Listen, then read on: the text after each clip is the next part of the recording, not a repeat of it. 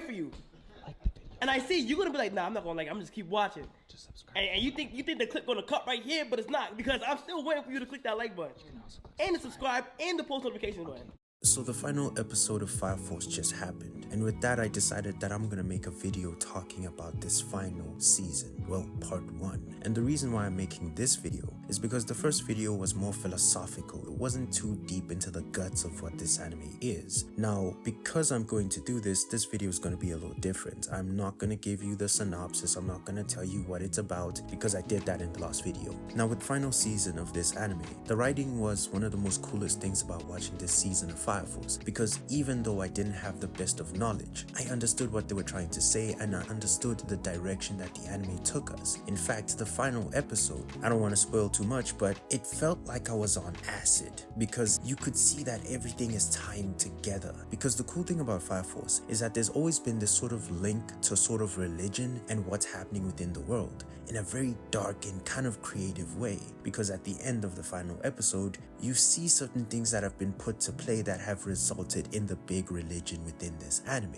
And when you finally learn about it, you realize just how corrupt it is, and after thinking about it, you start to question your own religion. And this is something that I didn't expect from Fire Force. The pen of Fire Force is not something that I had on my list of, yeah, this is what I expect when I watch this anime, but it fully delivered. In fact, the fighting is one of the most weakest aspects of this anime when you watch it. The fights aren't that crazy. I mean, the final episode, the fight between Shinra's brother and that gravity dude was extremely slow. I don't know if that was on purpose, but very underwhelming. Side note, Benimaru wasn't fighting, so if you love him, that's tough. But if you come into this anime with this expectation that you're gonna see a bunch of fights, you are gonna get them, but they're gonna be really underwhelming. The peak is obviously Shinra versus Burns. You're not gonna find a lot of very enticing fights, so people who were not invested within the story did not actually pay attention to Fire Force, because the biggest aspect of this season is the writing. Now, would I say this is a good thing or a bad thing? I think it's a bit of both, because if you're a fan of writing and a fan of Fire Force, this will make sense, because logically speaking,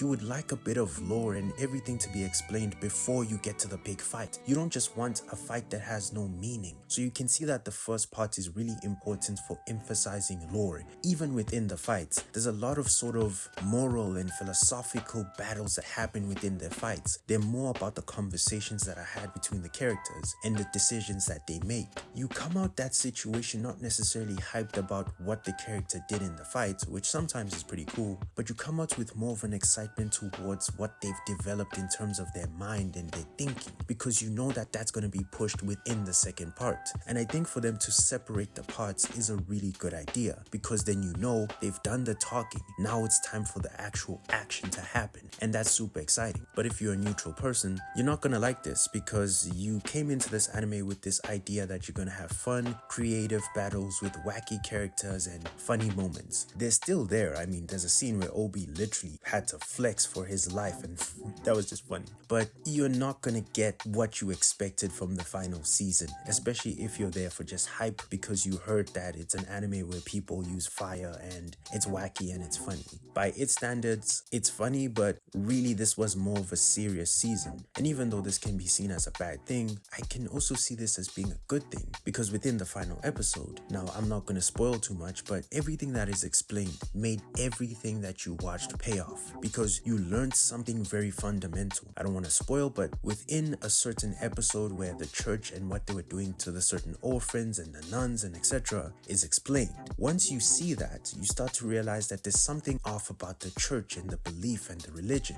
Fast forward to the end, and you start to learn something about this fundamental religion, and it really emphasizes the fact that religion can be used for a lot of bad things. And you've seen this within the anime if you watched it, because a lot of characters have masked their own evil doing under the following of belief. Even in season 3, I'm sorry I'm gonna spoil, Burns is basically turned because of his own belief, and he sides with the evil side, so to speak. And that's something that I found really fascinating about this season. It really explored a lot of the writing, but also, this is just me oversharing. That final final episode scared me. I watched it with the lights off, and there's this moment where Shinra's like having this sort of moment where he's seeing the real world. And I will not lie to you, that felt like when you watch those movies where people tell you you shouldn't watch them and then like a monster or something comes out of the screen. That was very creepy, but at the same time that was extremely trippy. And then he comes out of there, spoiler alert, he comes out of there blonde. I don't know why he came out blonde, but the fact that this anime decided that he's gonna have a mental breakdown and kind of just lose his mind and then dye his hair or well become blonde is a crazy joke or a jab at blonde people. Either way, this was super crazy. But in terms of the negative aspects, this anime is not gonna hit the neutral base. It doesn't have the most exciting of fights yet, and also it really is diving into a lot of lore. If you're neutral and you're just coming into the season looking for fun, you're gonna be disappointed. And I think that this is why this anime is so hit and miss, but once you're able to really appreciate the sort of work that's being set up with the knowledge that there's going to be a second part, it's worth it. Ultimately, do you not just want to watch delusional people have crazy battles using fire, gravity, and a bunch of other stuff? You can have fun. You want to see an evil nun? You want to see a bunch of children fight each other? You want to see people burn alive? It's got everything you want if you're a sick person. And what I think is that after watching this season and what I've learned, I appreciated this anime more for what it did. I enjoyed the animation. The animation wasn't unique, it wasn't that crazy, but it was good enough. I enjoyed the storytelling, I enjoyed the characters, and I think that with that, Fire Force has a lot to build on with the final season that will be action-packed. I think everyone's excited to see what's gonna happen with their favorite characters when it's time to fight, but overall, I think that you're gonna get a good payoff for what the story is. The OSTs are beautiful, the opening is a man moaning his heart out and I feel him, but also the ending is surprisingly fun, like it's a little good bop.